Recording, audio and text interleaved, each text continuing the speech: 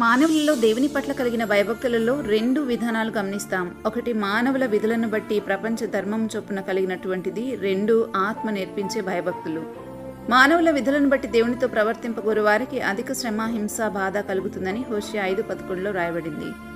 పరిశుద్ధాత్మ ద్వారానే మనం దేవుని సంగతులు ఎరగగలం గనక, ఆయన లేకపోతే మానవ విధులను బట్టి కలిగే భక్తి ద్వారా దేవుని సరిగా ఎరగం గనక అట్టి వారి భక్తిని బట్టి వారే దేవుని గురించి సిగ్గుపడతారు.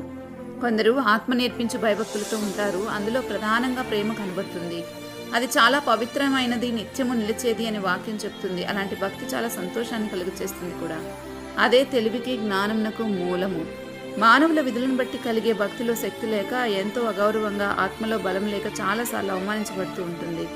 అలాంటి భక్తిలో ఫలముండదు. ఫలం లేని భక్తి మూఢభక్తిగా మిగిలిపోతుంది. అలాంటి మనుషులు అంధకారమైన మనస్సుతో దేవుని నుండి వచ్చి జీవాన్ని పొందుకోలేకపోతూ ఉంటారు. అందుకే ప్రతి విషయంలో ఆత్మ నడిపింపులో ఉండాలి.